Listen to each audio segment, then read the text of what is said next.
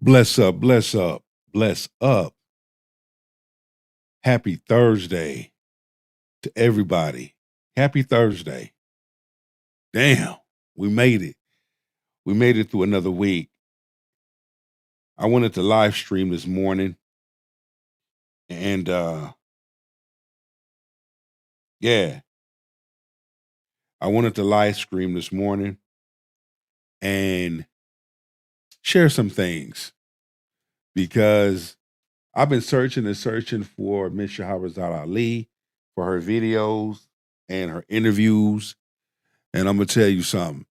Now that I finally am able to catch some of her interviews, I thought it would be very, very appropriate and very, very necessary to have this type of locker room conversation. I'm going to be fast forwarding throughout this interview because there's like tons of interviews. So I'm going to be doing reaction, conversation, and reviews. That's what I call reaction videos. And we're going to be highlighting a lot of things. But in this particular video here, shout out to Rock Newman. He's very, very, can be controversial, but he breaks a lot of things down. Go to that man's channel, show him some love. Subscribe, like, comment, and share to my channel as well. You see the board somewhere around in here, the marquee, the thing that's flashing like this. You can catch me in those platforms. Right now, I'm live on Rumble and live on YouTube. They got some things to say. I have some things to say. Then the spirit of the universe is going to take us home. So grab a shoulder pads and a helmet and peep this out. Unfortunate that it has grown to be like that. Most of us don't realize that in the studies that I have done, we learn how to argue and disagree with our mate in the home. A lot of times it's what we see and how we see our parents fight. If they fight in the ring and just deal with the subject, if they have enough self-control to control themselves and to tell the guest leaves and talk about it later when they're alone, or if we have actually two women arguing, the men arguing like a woman and the woman arguing like a woman. Because a lot of times we fuss at our men so long, and in order to try to defend themselves, they start talking like us. And then that's right down our alley, because then we can really let it go then, and we both, can fuss, and it sounds like two women arguing as opposed to a man and a woman. And so we have to learn how to fight in the ring. When I say fight in the ring, I mean, if we are arguing about you didn't take the trash out, and I tell you every day to take the trash out, and we keep going over that, well, there's no point in me saying that's why your mama ain't got no teeth. You understand? You don't jump into something else trying to fight if we're talking about this subject. It's called staying on message. Stay on your point. Staying on message. And the truth of the matter is they both threw some mud, but she really went back in time and right. And this is why I always like to highlight, be careful of what you say around your children, because they're like tape recorders. Okay? They're like tape recorders. They're going to mimic you. They're going to pick them things up. They're going to record them things. And they're going to think that that is actually good behavior when in all reality it's not. I always tell people, if you're going to argue, do them shits behind closed doors. Don't argue and fuss out in public where you humiliate and disrespect yourself. But have some professionalism about you. Be professional in the way you handle things. Don't do it out in public and cause a scene. Let's continue. That's what I'm talking about. Right. So we do that. And so we have to just look at that most of us, because we argue, we're not going to break up. Most of us have unresolved issues, and we bring them up in every fight, those same issues. We're not going to solve that. And I always jokingly say that you never really know that you're in love until you look over to your mate and think, I could kill him. And then and then you don't. and then you resist. I get it. Right. But we do that. And as I said, we learn that in the home. Now, the fact that we had the 2-parent home, the 1-parent home, well, now we have the no-parent home. And so you're talking about children and young people now raising themselves, and they're learning how to quarrel and argue with each other, either from the streets or from the videos that are violent, from the rap videos and things like that. And we can't say that those things don't have an impact on our behavior, because you have never seen one commercial.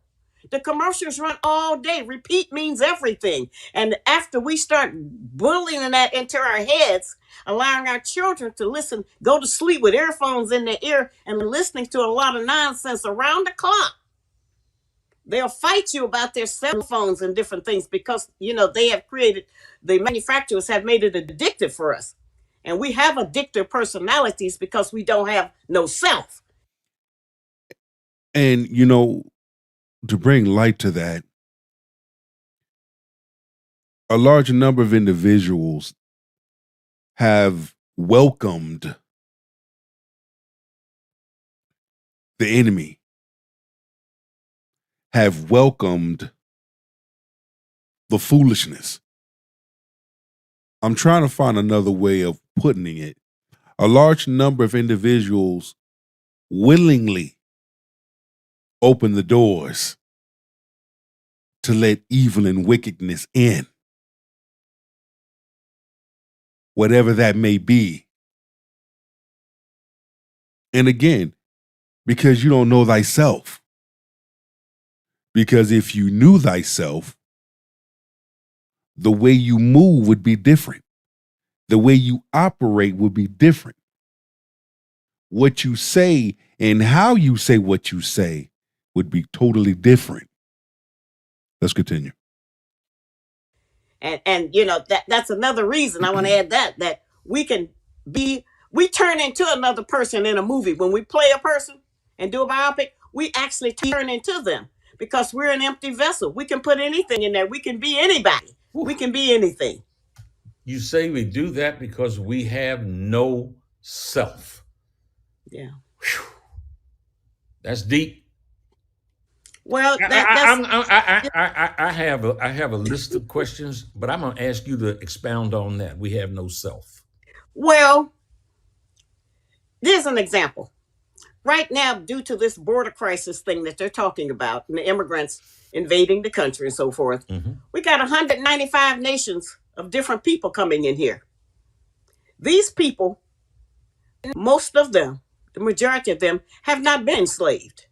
So they have their own culture, knowledge of their culture, how they dress, as I said, how they eat, how they raise their children, what their politics are, what their religious beliefs are, how they decorate their homes, how they handle outside of their homes, their hygiene habits, their sanitation. They have already these ideas. And so when they come here, they will set up their ideas and start to live that way. We're going to start to smell all kinds of different foods on the street. We're going to see all kinds of children dressed in clothes. They're not wearing Louis Vuitton. They're not concerned about plaids and stripes together. They don't have any of that nonsense that we have been taught here.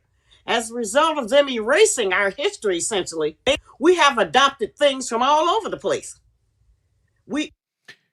There's a lot of things that I would say a large number of individuals have adopted. And when I say a large number of individuals, I'm speaking to the ones that are lost. I'm speaking to the ones that, when I say on my platform, on my show, know who you are and whose you are in the season of your life, I say that for a reason. Every other race has an identity but us. However, on the other hand, there's individuals that know who they are and whose they are because they operate in that. You will always know an individual by the fruit they carry. Okay? I mean, like I said, this whole interview was just so amazing. Miss Shahrazad Ali is such an amazing soul. And everything that she has said back in the 90s, we're seeing it. We are seeing it. And also William Cooper's book, Behold the Pale the White Horse. We're seeing everything play itself. If you go to the Torah and you read the book of Revelation, where everything is laid. That's why we have to walk a certain way. I mean, she's about to tap into a lot of things, so let me stop talking. We have mixed up different African fabrics and hats and so forth together because we don't know which one is which. We came here from different tribes. You can see the different shapes of our noses. You can see people wear their hair different ways. You can see black people with different kind of jewelry on. Those are different tribes. These are different people that's embedded in us, but we don't know how to express it because we don't have the history. They beat our history out of us. And so now the things we do, we think it's our choice. We have tried to normalize our captivity and act like that we're not. But let me just say this. It's available. The history is available for you to learn. Now I pose another question. Are you willing to learn? Are you willing to learn about your heritage? Are you willing to learn about where you come from? Are you willing to learn about your roots? You see? It's like, I'm Caribbean. My dad is Jamaican, my mother's Samoan and Indian and black, right? So I chose to learn about my Caribbean culture. My father is an amazing historian. He can break things down even in his sleep. But the things that he's taught myself, my brothers, and my sisters, he taught us, don't forget where you come from. Do not forget what you come from. It's not anything else. One thing about Caribbean culture, especially the Jamaican culture, yeah, you got good and bad and all that. You got good and bad wherever you go, period. Let's highlight that. But I'm talking about the meat and potatoes of it. Family, food, having an understanding and overstanding, giving praises to the Almighty Yah. Free yourself. You see, empty yourself. Let's continue. Living in a hostile environment, and that integration solved all our problems, and so therefore everything we do now is by choice, but it isn't. And I do have a book called Are You Still a Slave? It's a test book. It lets you take a test, a couple of tests, and find out how much of a slave are you still acting like, even without a slave master. You mentioned that book, and it was probably I should have talked about your past more in terms of the things that you've done and the impact that you have made. You don't just have that book, you have several books, and I want to touch on them. And I want to suggest to our viewers, pay close attention to what I'm getting ready to say, and that if you find yourself engaged in the reading and the understanding of some of the wisdom that are contained within what Miss Ali, Shahrazad Ali, has imparted, I think it'll make your life a little better. Oh, it'll change your life. Here's some of the books: The Black Man's Guide to Understanding the Black Woman, and The Black Woman's Guide to Understanding the Black Mind. And you say in the one, The Black Man's Guide to Understanding the Black Woman, read it before she does. Why you say that? Listen, I don't have to tell you, that got me in a lot of trouble too, okay? Well, because one of the reasons... Of course, because it breaks down the understanding. See, modern women are the ones that have a problem when a large number of men figure them out and exposes them. Excuse me. It goes to show the turn that this culture has took. Because when it comes down to it,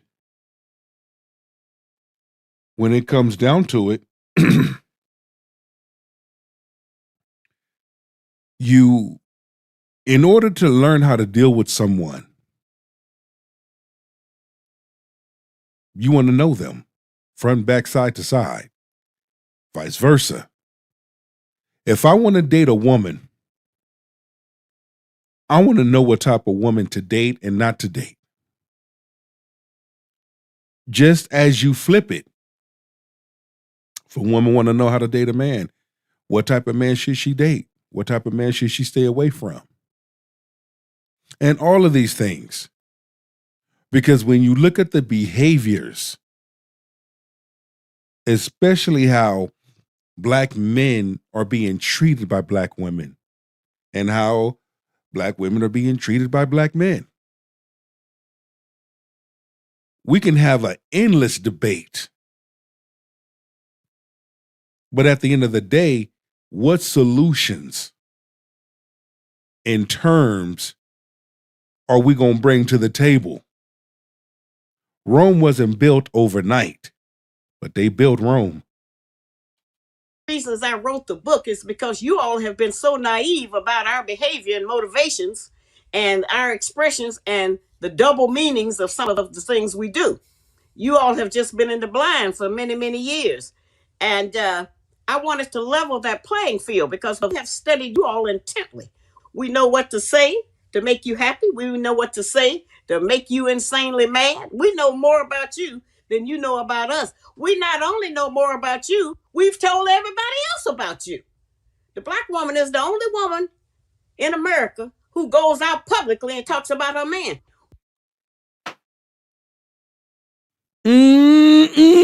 Bitch.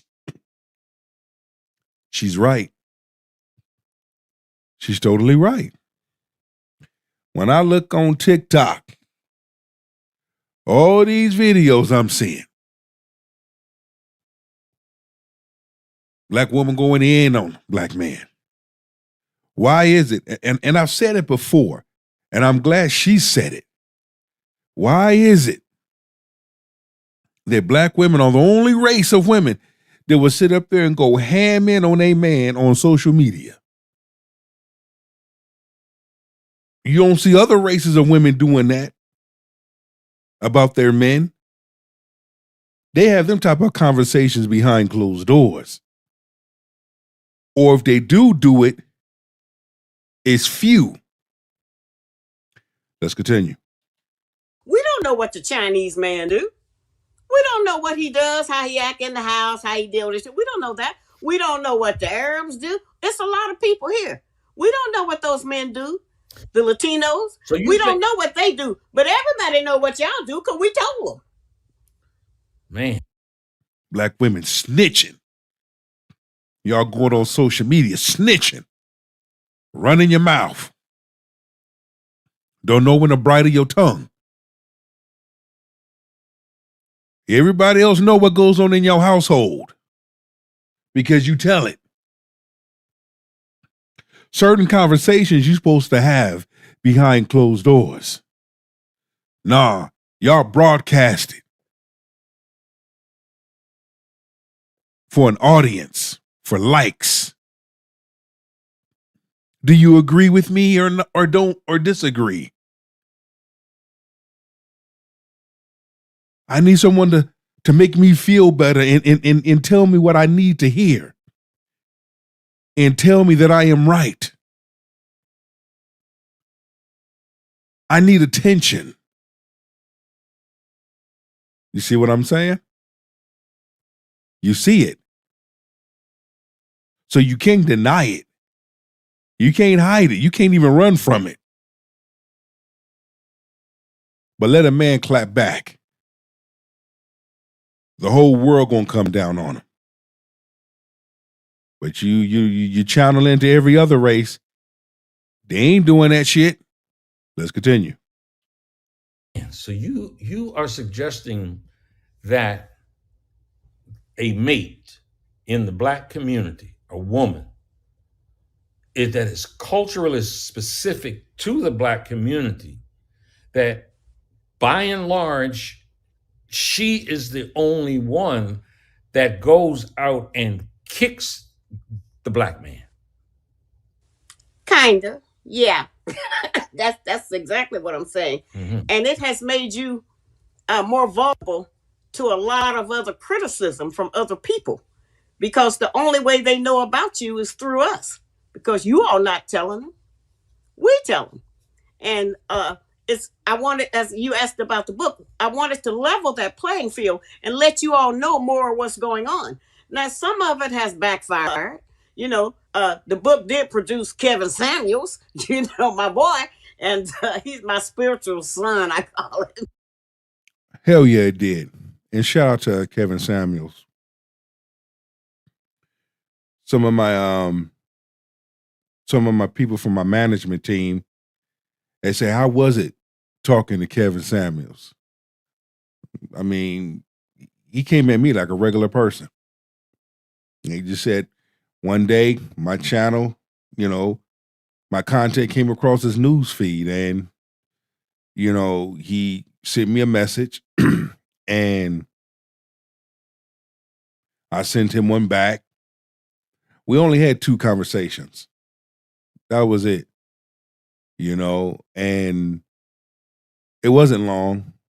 It was maybe like 15, 20-minute phone conversation, you know. But I will say this, you know, he said a lot of things. He also said, you're sitting on a gold mine with your channel. Remind these men of who they are, that they are kings. He said, continue to be yourself, be authentic and be yourself. You're going to be misunderstood. You're going to have some people that's going to come for you because you're putting the truth out there. But there's going to be more people that's going to be loyal to you and defend you. Don't change. Continue to be yourself.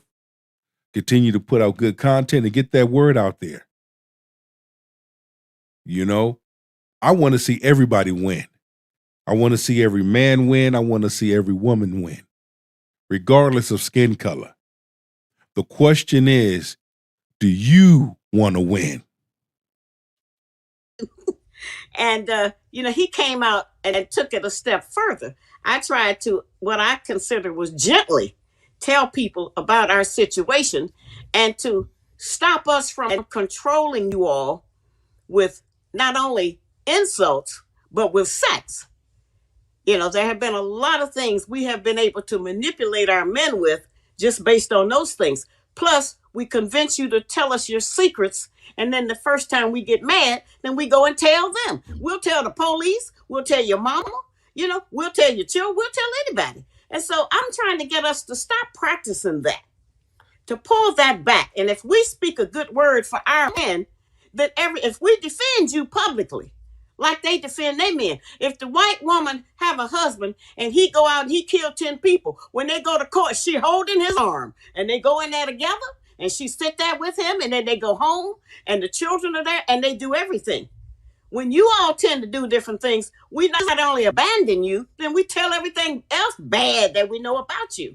And that's not the way to build a nation. It's not the way to repair the man that the white man has destroyed. But the question would be, where did that person learn that from, that behavior from? That individual didn't just wake up one morning and chose to behave that way. They've learned that from somewhere. That's why every behavior, action from one's behavior, it always go back to your childhood. What was it like growing up? What was done to you? What did you see? What was said to you? What did you hear? Did you seek counseling? Okay, now we get it. Now we have an understanding of why, as an adult, you behave the way you behave. Your dad wasn't in the picture, or if your dad was in the picture, he was a part-time dad. You have a lot of unresolved childhood issues and trauma, but you want a relationship. You want a good man. That good man don't want to carry that, deal with that. That's a lot for a man to deal with, especially when he has taken the time to work on himself. Oh yeah, we're talking to the elephant that's in the room sitting in the corner, looking at us. Man, I do not in any stretch of the imagination want anyone to think that I come here today with any type of an agenda to bash Black women.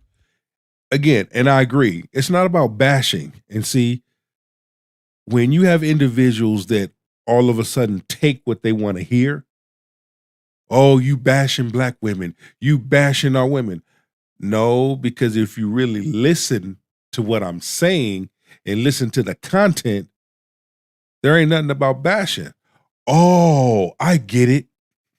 You don't like it when the truth is being laid out. You don't like it when the truth is being put in proper perspective about your behavior. That is what you don't like. You see? Well, we letting the people know and we sharing this. Because this right here is a conversation that is an eye-opener.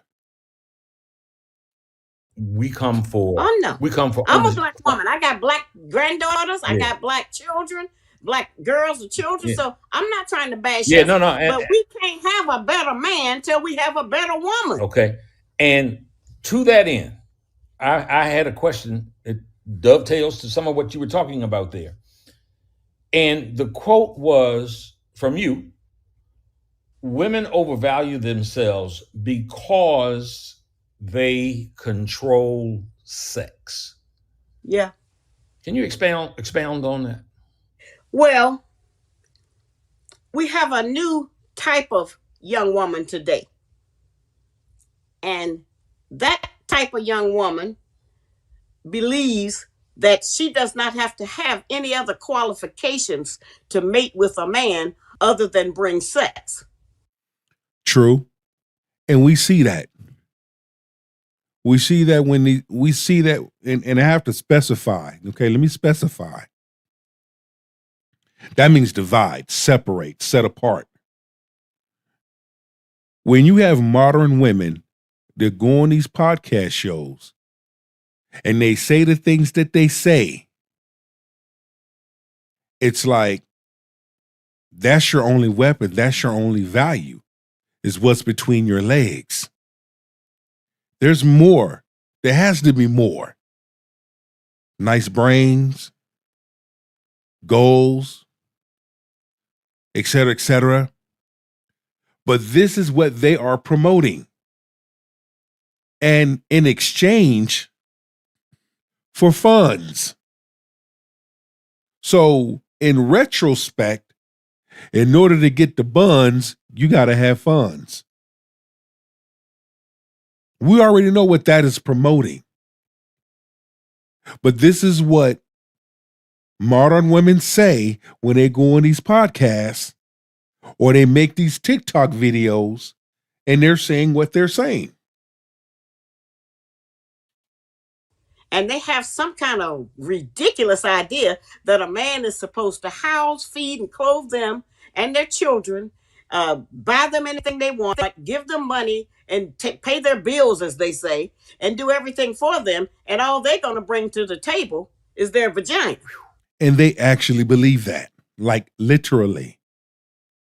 And that's as backwards. It's transactional at that point. Even then, that gets tiring. A man is already examining the situation, observing the situation, has already assessed the situation. Man don't want to sign up for that. But once again, it goes back. Women, you get that right one, she's going to be creative, loving, supportive. You ain't even got to come at her like that. But when you look at the types of women that do participate in this, they don't have nothing to their name. They're delusional. They claim they live this good life. Some of them ain't got no damn job. Hungry. Always begging. What are we doing here? And so that makes it very difficult, and it confuses our men, because nature made you to be attracted to us to procreate and made us to be attracted to you. We are not independently here. The egg in us would lay there forever if the man didn't fertilize the egg. The life comes from the sperm. It don't come from the egg. I ain't fertilizing nothing that doesn't benefit me. I ain't putting my seed in no woman that doesn't benefit me. I'm sorry.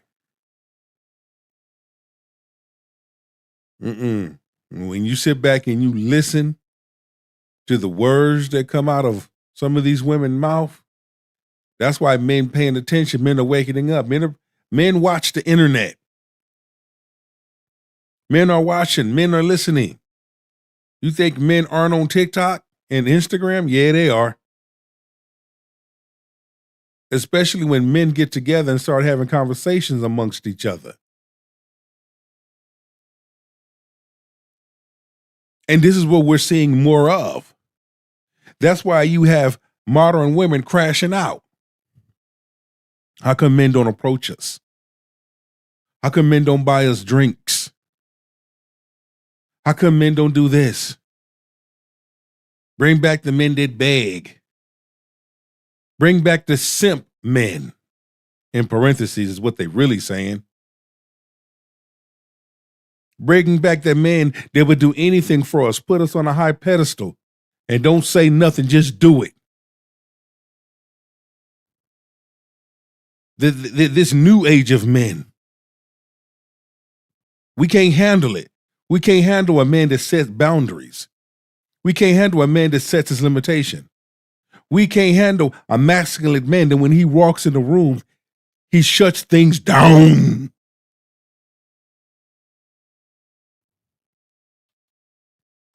And so we feel that since we carry the baby, it's put in us, that gives us a greater power because we can reproduce you, but we can't reproduce you without you.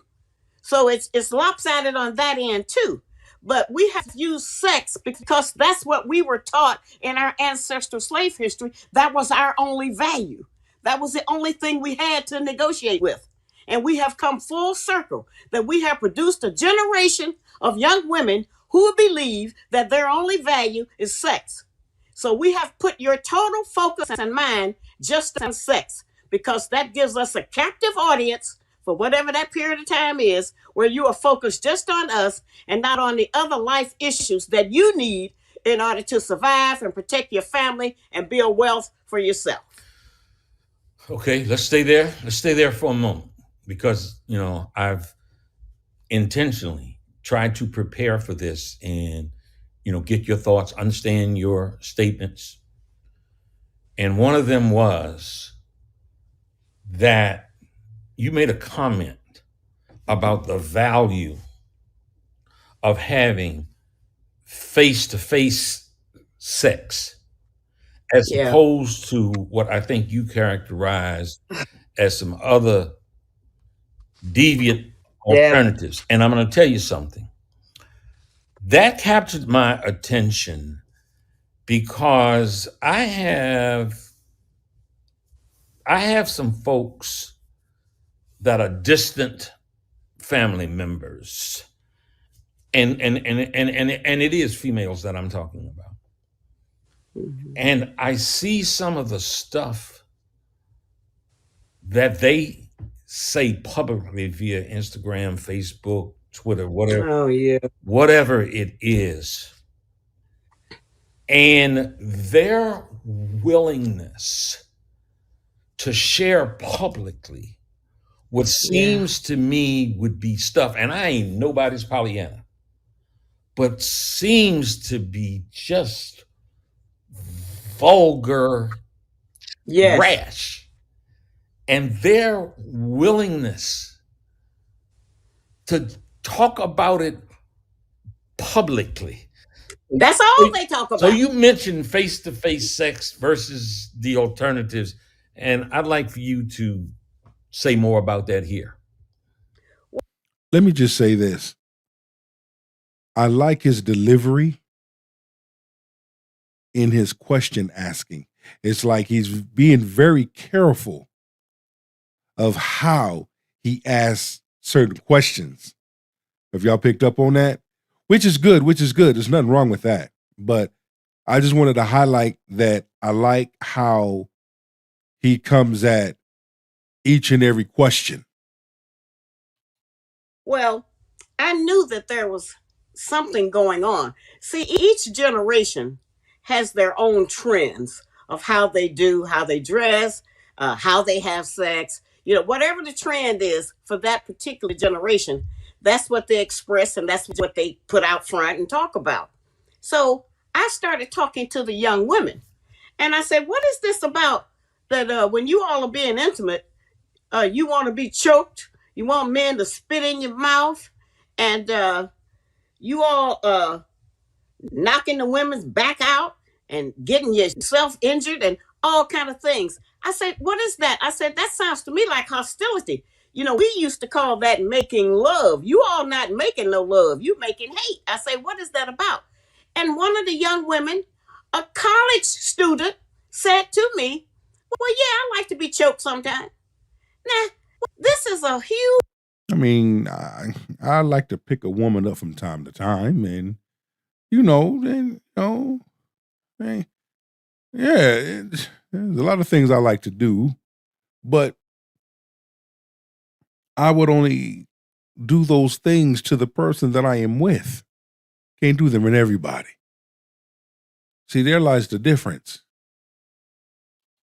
Huge leap to decide that sex, which was designed to be pleasurable to procreate, is now being used as a hostile, almost a fighting motion to being choked. How is that connected to pleasure? And yeah, or I've even bench pressed a couple or two before. We all got some things. I get where she going with it, and that ain't something you just want to go just blab and tell people and spread on the damn internet. Certain conversations need to be kept behind closed doors at home. And I asked her that. I said, well, how did that feel good? What are you talking about? She said, well, you just like it sometimes. I want to be slapped. Yeah, it's all right. And these are so-called intelligent women. You're upward bound. I'm not talking about just somebody I found on the street. And when I listened to them, I recognized how crazy it was. So I looked into it further. And I came up on the information that humans are the only mammals that mate face to face. All of the other animals, it don't matter who it is. Yeah. And so they have taken sex and turned it into something that we wouldn't even define as sex. Now, I've been out here since 1985. That's more than most people, the young people I talk to, they weren't even born. And so they don't have certain foundational information that maybe we grew up with about the word normal or routine or basic. They don't understand those tactics. They have come up with other things. And because they don't have any cultural information to tie them to their own people or their own tribe, they're just making it up as they go, and they're getting suggestions from their music. They're getting suggestions from their movies, and they're getting it from just whatever their basic instincts are. And so this has created, they acting like animals. That ain't no sex. All of our music was a baby, I miss you. In the 60s, I love you. It's basically saying how R&B music was back then. Baby making music was back then. You wanted to take it there with the person you was with. Those specific songs had significant meaning versus what you hear now and today. I want to be back with you. Come and spend time with me. We need to be together. Well, that music is that I'm going to knock your back out. Come over here and spit in my mouth. And crazy stuff that we would consider just absurd.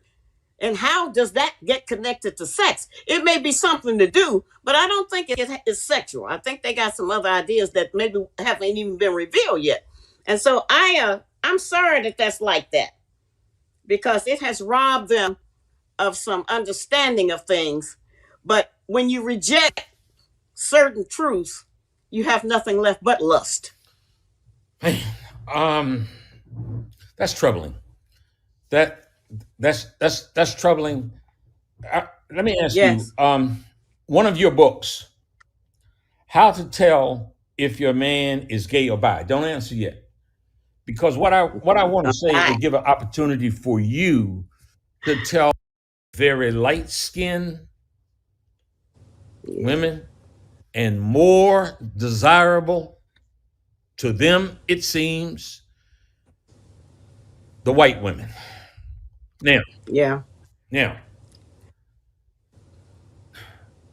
I had Kareem Abdul-Jabbar in the studio to interview him. I was really excited about it. I had want to talk about his history. I've been a fan like forever. Mm-hmm.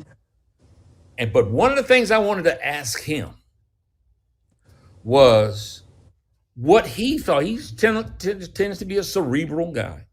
what he thought about the issue of Sidney Poitier, Harry Belafonte, and so many other black folks, Hollywood celebrity, and as I said, politicians and the rest, why they choose white women. I wanted his explanation because he was one of them.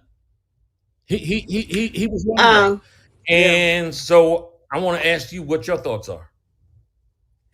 Well, it's a long history of desire. When your enemy is so big and you can't seem to win over him physically because he got all the guns and the weapons, the land, the power, then you try to attack what he has presented as what he values most. See, you could have children of every color across the spectrum by any woman. Doesn't matter who the woman is, what nationality she is, you are going to show up in that baby. But the white man is not like that. The only thing that can reproduce him as a 100% white man, if there's such a thing, is another 100% white woman. And so the number one, I think, recessive issue. When it comes to interracial dating, I'm like this. And I get it, you know, back then,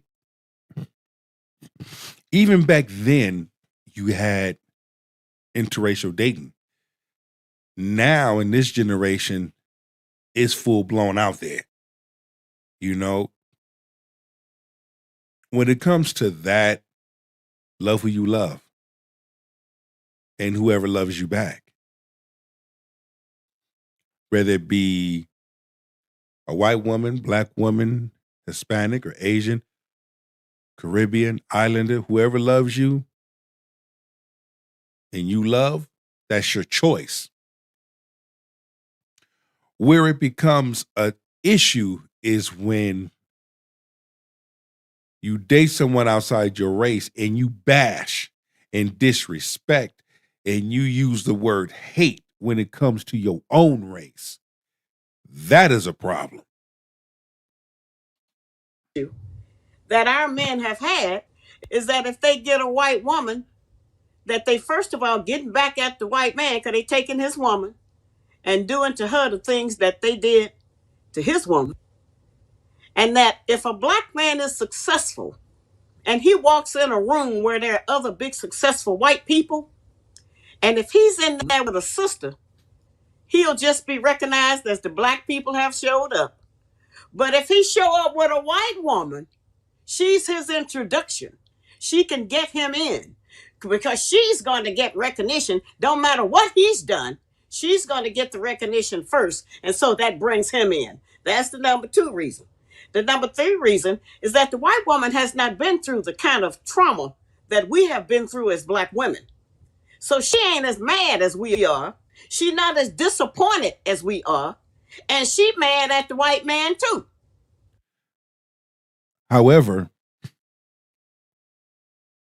I've seen couples, well, you know, I have friends that are interracial dating, marriages, and I'm going to tell you something. There's struggles in every race, period. But when it comes down to it, you do have women of other communities that will take the time to learn the black man. They will take the time because they want to know, how can I handle him? How can I deal with him? How can I relate to him? It may not be the same struggles, but there are things that they went through too. So in retrospect, it'd be a good conversation between the both of you. So you both know what to do and what not to do, how to treat each other, if you looked at it that way. And so that's another one of her ways of getting him back. See, white women are easier for those black men to get along with because she is dealing with, I'm going to have a tea today. I'm going to volunteer at the art museum. A large number of women of other communities, they bring love and peace. They may have issues in other areas, but guess what?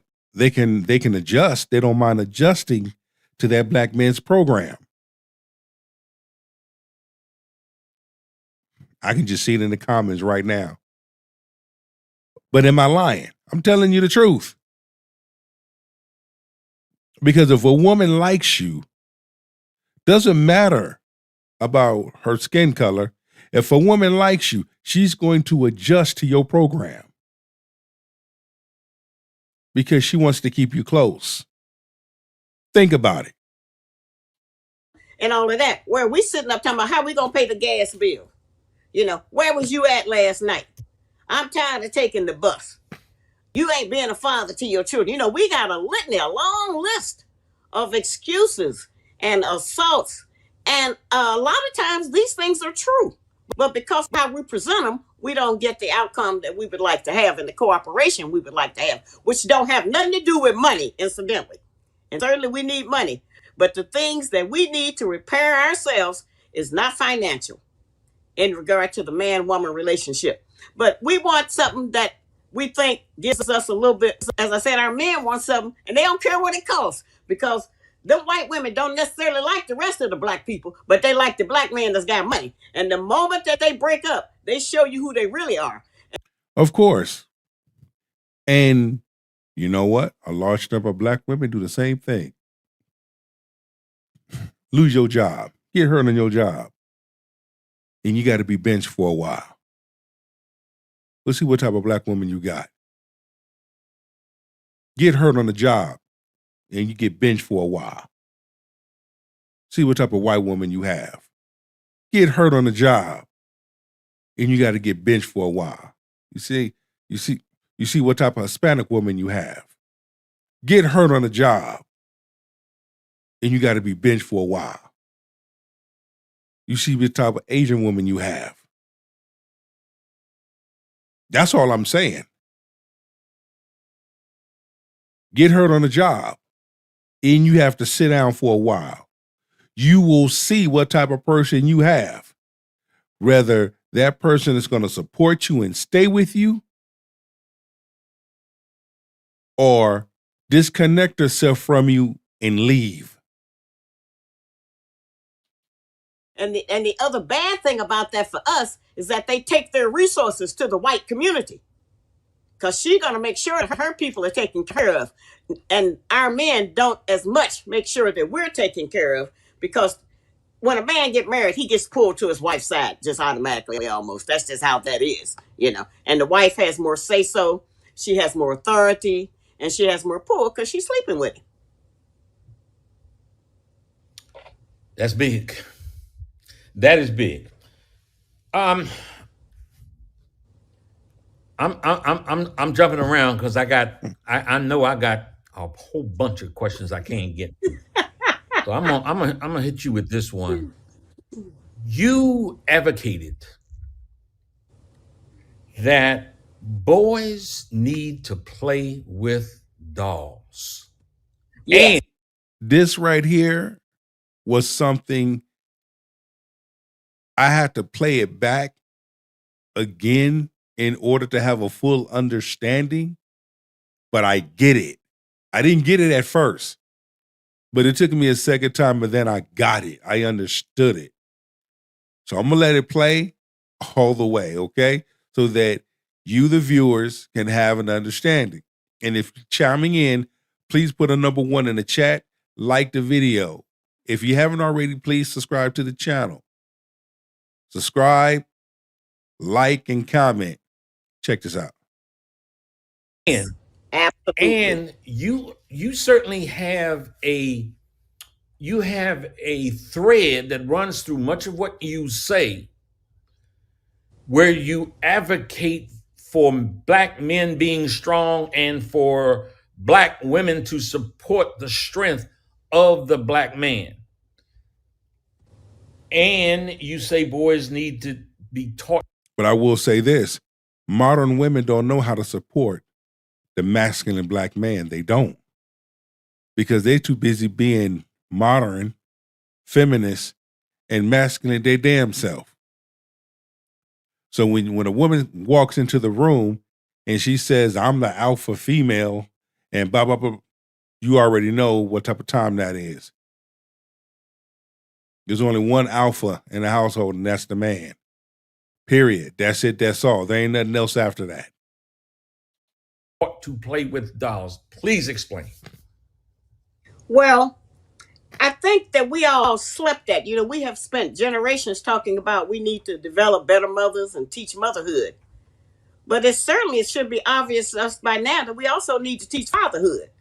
I think we had some kind of misunderstanding that men would automatically know how to be fathers and husbands. And that's not true. They went through the same purging of our identity through our ancestral slave history that's been passed down generation after generation. I think we about 18 generations up from slavery, and we still acting like slaves to each other first. And so we can't have a good mother if you got a bad father. That doesn't match.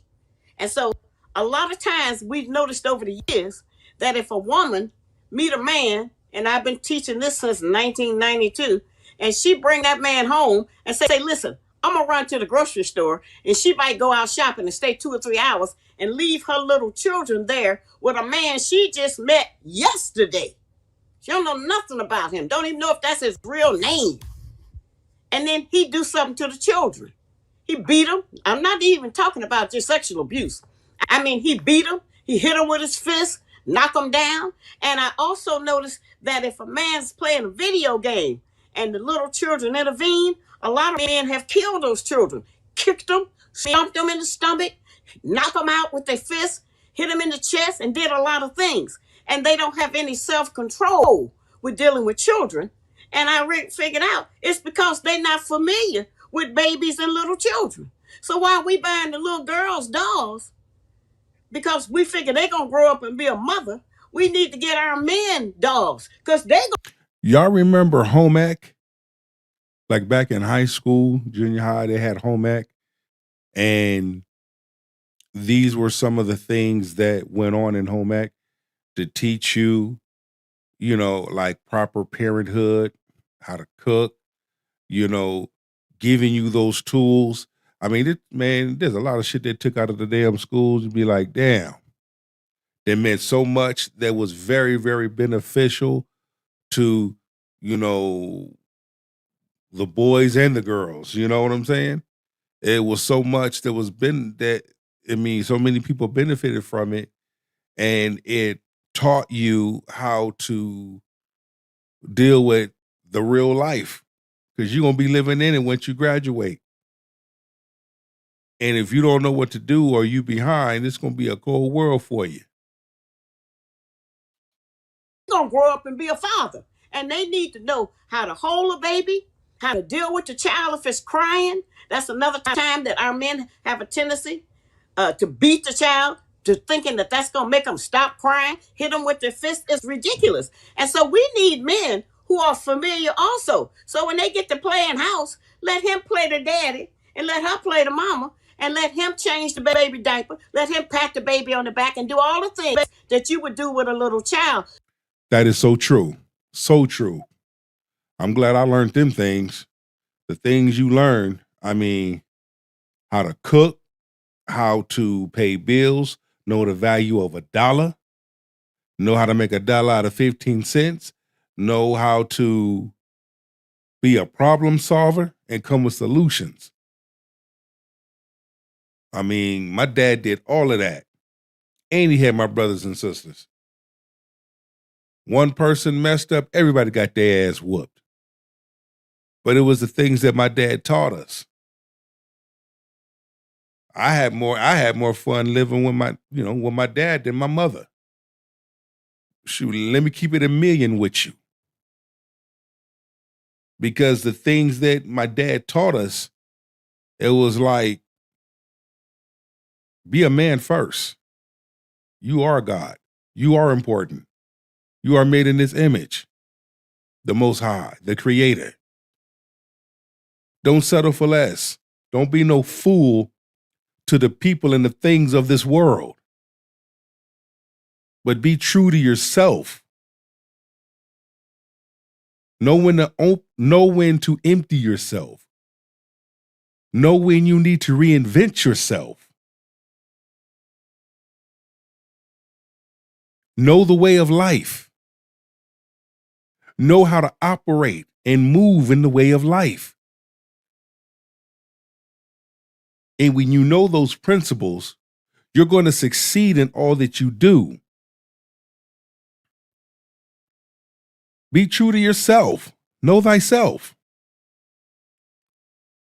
Forget what these other people talking about. I need a woman in my life, but this is the type of woman I need versus the type of woman I don't need in my life. There lies the difference. I can care less about skin color. Because the Creator, the Most High, he know who to partner you up with. Or he can open up that gate, that door, to bring a specific person in your life that you did not see coming when you least expect it. So that they are more familiar with that role instead of thinking that's just something that women do. And I think that would also help them not be so susceptible to walking away from their children and acting like that didn't even happen because they don't have any connection to a baby and their life and what their needs are. So, yeah, we need to let our boys play with dolls so they'll know how to handle and deal with a baby and how to be fathers. We need to teach motherhood and fatherhood. Should those, because one would say, you teach a little boy to play with dolls, then you are leading him towards femininity and homosexuality. Mm-hmm. So my question there is, should they be boy dolls? Should they be? Because I understand what you're saying. I understand the value and the importance of socializing a young man, a young boy, how to treat a baby tenderly and children tenderly. I definitely understand that. I know where you're going with that because in home ec, we was doing that exact same thing. You see how that goes? We was doing this shit in home ec. We was doing this shit in high school and junior high school. Preparing us. Men, this is how you change a diaper. This is how you feed your baby from as an infant from a bottle. Same thing with the mothers. This is the same stuff we was doing back in high school and junior high. We call it home ec. We call it parenting. See, when they started taking a lot of meaningful things out of high schools, out of schools, period, it really showed how they really think about you. It really showed the direction that they really wanted to go in. So you took parenting, home ec out the class, out the schools. You took prayer out the schools. Certain things you taking out the schools. Pretty soon you ain't gonna have no one in the school. Come on. Yes. I think that's a misnomer. I think we have some confusion about that because we have boys who were raised up with football players and construction workers, and they still turn out to be gay if that's their idea. Plus, don't forget this. We can never leave this out. We have had 400 and some odd years of a bad diet, bad water, bad medications, and so it's very possible that we have been given different chemicals in our body that have tended to change our identities and change our feelings and change our hormones that create people who want to be somebody other than themselves. Because that's why it is so important to detox your body. That's why it is so important to be careful of the things that you put into your body, the things that you eat. Like, example, I never knew why my dad would do certain things and eat certain things, cook certain things. But as I began to grow, as I began to learn, as I began to analyze, as I began to connect the dots, it started making sense. Be careful of the things that you put into your body. Be careful of the things that you eat. And if you are going to eat certain things, detox your body and flush that out. So whatever you eat does not stay in your digestive system and mess up your digestive tract. Everything inside your body has to flow. You can't have nothing clogged up. You can't have nothing stopping the flow. Things have to continue to flow throughout your body. And what happens to a lot of our people is they eat the wrong stuff and they don't detox their body. They don't flush nothing out. So it stays there. See? You wonder why folk get bloated or have heart attacks or strokes or whatever the case may be, high blood pressure, because there's no constant flow within your body, especially your digestive tract, your digestive system. Because that's all the options that we've had. We've mimicked everybody. We've tried, used to call it talking white. We have tried to be white people. We have tried to be Asian. We have tried to be almost everybody because we don't know who we should be, because we, as even our Black historians, we can't agree on the history. And so, no, that's not going to turn him into being gay. Well, if that's the case, when your man grow up and be a father, he don't turn gay because he changed his baby diaper or because he pat him on the back. But that's among civilized men. Okay. But men who have been raised by women and who have a feminine attitude and who have a feminine emotional aspect in them, they are not going to learn how to do those things. They're not going to switch manhood. They just automatically have the female mechanism. See, as women, we have to remember, we talk more with our eyes with a child than with our mouth. They can look in our face and tell how we really feel no matter what we're saying out of our mouth. They know us. They've been looking in our face since they were born. And they know our emotions. And men will mimic that if that's all he's around. That's what they'll do. Please unpack this for me. Chris Rock is on the stage. He makes a joke about Jada Pinkett. Will Smith gets up, marches up, slaps him in the face. Some people opine that part of where that came from was the fact that Jada Pinkett had what she called an entanglement with her son's friend. No. Correction. The Oscars was low in their ratings. Nobody really watching the Oscars. Nobody really paying attention to the show, to the award show. So they needed a narrative. They needed something that was going to spark people's attention and catch people's attention. Hey, let's get Will Smith in the room, Chris Rock in the room, and we're going to put this piece together. That's what happened. See, I went to acting school. I know. Chris Rock acted his butt off. Will Smith acted his ass off too. But might I remind you, even then, Jada Pinkett and Will Smith was already separated when that happened. And you look at everybody else's facial expression when that happened. So I just want to clarify that it was just a narrative to bring up the Oscars ratings, because when that happened, You see you see the ratings went up.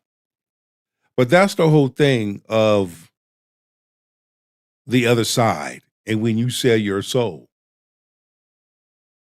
partake in this is what's going to happen. Immediately after that took place, Chris Rock was doing his tour with his show. He sold out damn near every place he went to. His show sold out. Will Smith, this is what you gonna get. It's an even exchange for both of you partaking in this. Let's continue.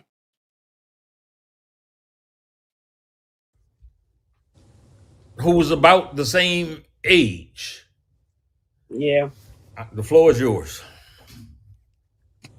Well, that's another problem that we have in not having proper standards. We don't have boundaries anymore. We don't have boundaries for senior citizens. You know, it used to be that old people and babies were the protected species. Everybody respected them. You could be someplace and somebody curse and somebody else will tell them, man, don't be cursing in front of her. The street code.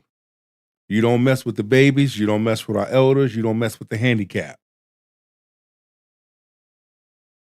Hands off. And you don't mess with church folk. That's the street code. Individuals in this generation, they don't honor that street code. But see, our OGs are gonna get with the cats of this generation, and you see them getting laid out. Even the OGs, they knew who not to mess with. Our elders, a woman is pregnant, kids, the handicapped, church folk. You just knew who not to mess with. But, you know, it is what it is. Don't be cursing in front of that woman, that sister, that grandma, or whatever. And if it's a baby, people back up and let the woman run through with the baby stroller or something. Well, see, we don't live like that anymore because it was not taught. You have to be taught everything. We think we're getting it from ourselves, but we're not. All of the evil that we practice, we learned it. We were programmed for it. We were taught it. And until now, it's even a mental illness in that sense. I agree. But there were just no boundaries. And in a lot of situations, we have women who are going with their daughter's man. We have daughters who are going with their mother's man. I got a homegirl right now. She's dating her son's friend right now. And mad because he disappears and she can't find him.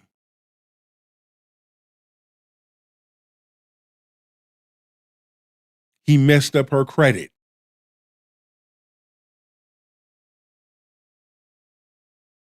Constantly asking for money. And her dumb ass is giving it to him. I'm trying to control him and mold him. You ain't trying to do shit. What you doing is wrong. How can you stoop so low to be so damn thirsty that you sleeping with your son's friend? Well, he not gonna find out about it. That's what you say.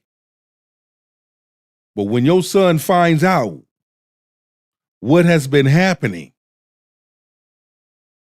he's gonna be livid. I know I would.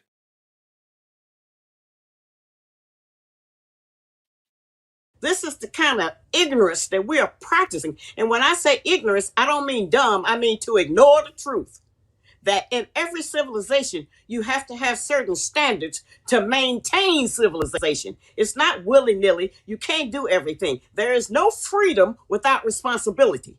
Nobody can just go around doing anything and think everything is going to turn out all right. It doesn't work that way.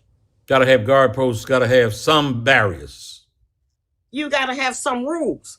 You got to have something that that has to be your standard that is civilized. Our children don't know what civilized means. A lot of our grandchildren certainly don't.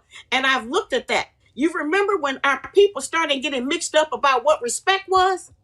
Instead of respect being dignified and honoring people, not cursing or acting savage around people, not talking bad and cursing out adults and teachers and everything. Instead of it being that, respect got to be, don't step on my shoe. You got to respect me. Don't. Last time I checked, that's the way it was supposed to be. Respect along the way. I respect my elders. I know who to give respect to. Elders, handicapped, church folk, kids, elders, and so forth. But yet,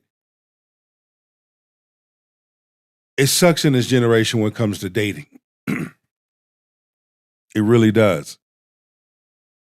Because nowadays, you don't know if a person is dating you for you or dating what they can get from your pockets. Then you have some women that just don't got it. They broke. They're poor. They're hungry.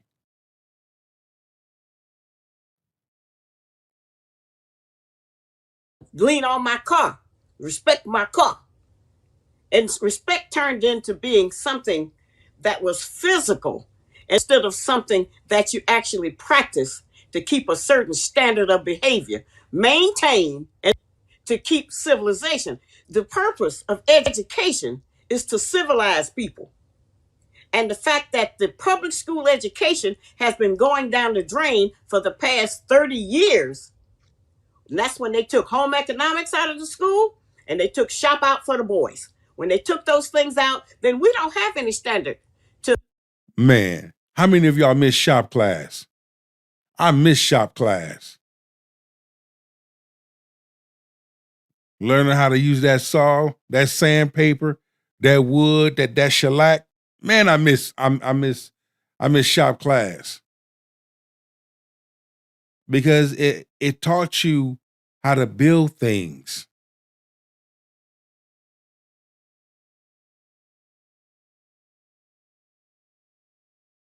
To civilize our people. And I say all the time, we are the only people in America or in any foreign country who turn their children over to the enemy to educate them. Of course they're going to miseducate them. Why wouldn't they? They want to keep us slaves. They want to keep using us as a tool. They want to keep control of our men, and they want to use us to do it. And that's what we don't recognize. The white man don't think the black man is better than you. He don't think that the black woman is better than you. That's what I mean. He don't think we good. He don't think we so great. But if he can use us to hold you down and to destroy the little bit of ego you got left, then that's what he'll do. And that's where all that nonsense. Yep, they've always used the black woman to destroy the black man. Emasculate the black man, disrespect the black man, humiliate the black man, hurt the black man, tear the black man down. We ain't got to do it. We can use those of your own kind to do our work for us. Come on. Come from that we the backbone of the black community. There's no other community in America where they point at the woman and say she is the backbone of the community. The white woman knows she ain't the backbone of the white community. She knows she not, and she stay in her lane most of the time and just do what she's allowed to do. Every advancement that they claim that they have given us that we think we earned, we ain't earned nothing. Because white men decide every law and every rule in America. They're going to decide what you can do and what you can't do. So if they can use us to keep our children dumb, to keep our man under our thumb, to keep his mind on sex instead of building and trying to do something for himself, we are just a nation and a nation like every other nationality in this country. But we are the most dependent people here in this country because we got convinced, as I said, that integration would solve all of our problems and everything would eventually level out. And we are the most disrespected amongst other races. You see? So these are some points and some things to really take heed to, and a conversation to really sit back and open up your eyes and your ears and listen to understand of what's being said. Because no one is saying it. No one is speaking it. No one is having these types of conversations. I love my black men and women, but sometimes my black men and women be acting like they too damn evil. Hasn't leveled out. It's more bumpy than it's ever been. And we are losing everything that we thought, as I said, we had gained. We are still a dependent slave in this country. Us doing something for ourselves does not mean that we are seceding or separating from this country. And let me say this. You have individuals that will pour into everybody else's business except for the black business. Why is that? You sit up there and you give any other race your money and your time, but when it comes to black owners, you don't do that. You just give excuses. I always use the food as an example. The Africans, the Asians, the Italians, the Latinos, the Arabs, don't matter who it is, they all have a food path. They have food in their stores that they have imported in. They have food in their stores that they raised on a farm somewhere. They have stores with food and cans that we can't even read the language, but it's for them. We don't have a food path. If we don't get our food from the white man, we don't have no food. We don't understand that because we think he's going to continue to feed us and give us food stamps. But we don't have a food path. See, if the white man don't feed those nationalities I just listed, they have a place to get their food. They can still bring their food in. If they got to bring it in on horseback, they can do those things. But we don't have anywhere to get food. The only food, and they can control us with the food. They do control us with the food by teaching our women to just buy junk food as quicker and not to prepare proper nutrition for our family. They control. I'd rather have a home cooked meal than to go out. You have women talk about, I want to go to this restaurant, go to that. I'd rather have a home cooked meal. Do you know how to prepare a meal? A large number of women do not know how to prepare a damn meal. I swear to beans. I'm glad I learned how to cook. I know I'm glad I learned how to prepare a meal. And it's sad. But these are the same type of women that talk about they want a man, they want to be in a relationship. They won't. Got their hand out begging. But you don't cook. You don't know how to prepare a meal. What the hell? Controlling us with food now. And your position would be that is intentional. That is by that's another form of oppression. Yes. Okay. I gotta ask you about then, because as you're saying that, and it's simply a reality. It makes me think. No, she did not come with the Angry Bird mug. A slightly built man who some say had a speech impediment, but who communicated a vision for the lost found nation in America, whatever. But it's like you are expressing a multitude of issues and have done so. And it's like the teachings of the Honorable Elijah Muhammad. I'm going to let her speak a little bit more. She's going to take us home. And I got my closing thoughts. Seem to address all of what you're talking about. There's the argument. I think the argument can be made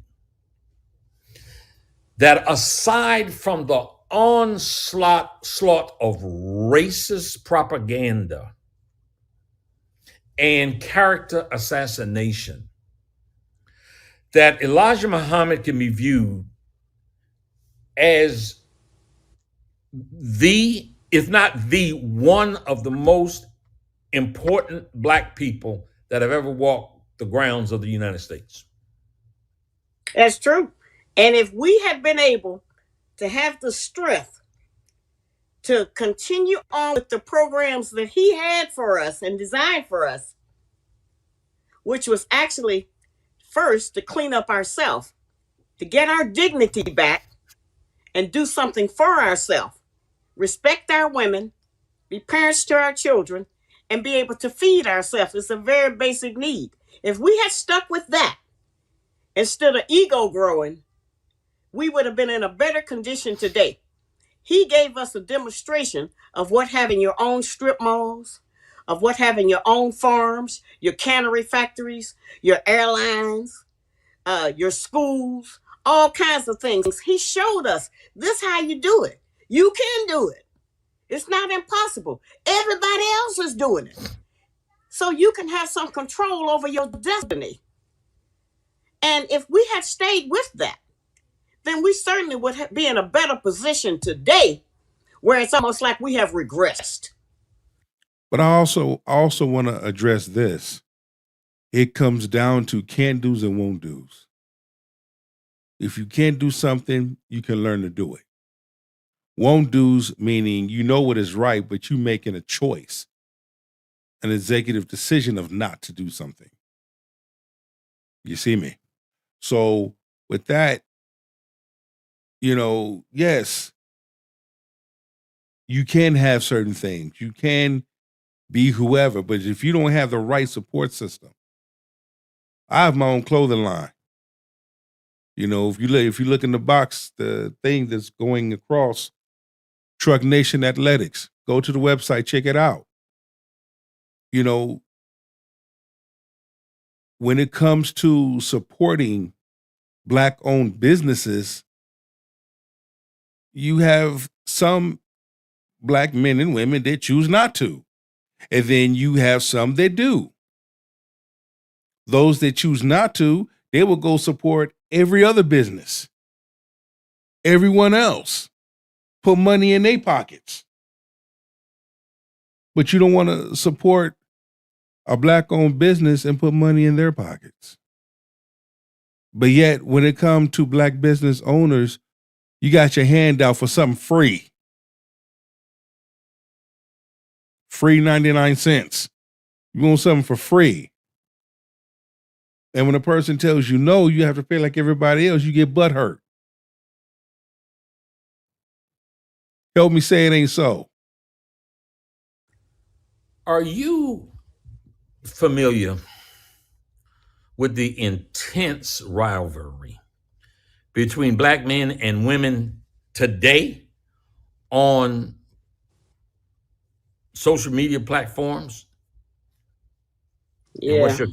Yes, I am. And it's very sad. As I said, that's one of the things I think that we as Black women have done to contribute to that. I didn't think I would ever live to see a day when adult Black women, we're not talking teenagers, would go on the Instagram or the Facebook and put their naked behind to the camera for the whole world to see. Because this is an insult to all of us as Black women. Because people from all over the world, which is what the technology allows, look at that and think that that's the Black woman in America. And they think that all of us are like that. So they come here already disrespecting us. And that's another reason I'm concerned about these immigrants coming here. Exactly. So their mind is already made up of how Black women are because of what they see. The way you that's why when it comes to the internet, you have to be careful of the things that you post on the internet because it will follow you. And it will give an individual an indication of how you are. I could go on TikTok right now and see all kind of videos of Black women shaking their ass, wearing certain types of clothing. But wait a minute, you did it. You go on internet and you make a fool out of yourself. And you wonder why when other race of people come here to America, they looking at you like a damn duck. Mexican hate a black man more than he hate the Klan. I would rather have the Klan come in than the Mexicans because they hate you. And the problem with that also is that our women are not going to let no men show up that they don't go and have sex with and start having a bunch of half-breed children. It's not going to happen. So when those men get here, our women are going to start mating with them, and probably our men are going to mate with the women. So we keep doing things to wipe our own self out. And that's unfortunate. That I will take it a step further. When a large number of black women go on these podcast shows and do these damn street interviews, they make themselves look so damn dumb and stupid right out the gate. And those bad ones, those modern ones, mess it up for the good ones. Oh, we see that. Clock it. We tend to do that. And people say what I talk is old school. Now, what I'm talking is what's going on now. This has not expired. I wish it would. I didn't make this up. This is actually going on. These are the things that are happening in America today that are damaging our image worldwide. And it makes you look like you don't have no control over your women because we're out there doing any and everything. But they keep that nonsense up online. As I said again, you don't see a bunch of white women on there talking about their man and going back and forth. And what you see is us. And the black man who has been, as we know, infiltrated with ideas of being feminine. He don't have to be gay to be feminine. Okay? Because he's been raised by a woman and he act like her. And so we out there fighting, as I said again, we arguing with another woman instead of another man. Because a man is not going to participate in that with a woman because he know how women are. And he knows it's how you start out with them, how they're going to act. But our men are dealing with the double whammy. They haven't been taught manhood. They've been taught how to survive, maybe in how to live and eat and dress or something, but they haven't been taught manhood. So whatever they're doing, they're thinking it up in their head. They're looking at videos or they're watching somebody else that's the same age as them. And so we need new teachers. We can't have new teachers until we have new schools. We can't have a school that white people control and teach them the truth. They're not going to allow that. That makes me ask you, come back to this. One of your books, Are You Still a Slave?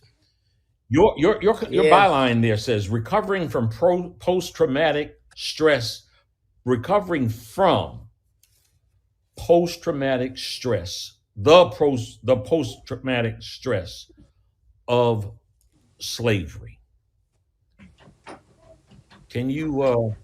I think what you talking about, Willis? I think all of us have post-traumatic stress. All of us got post-traumatic stress. We don't know how to always identify it. But that's what, as I said, that one book, Are You Still a Slave, is very enlightening.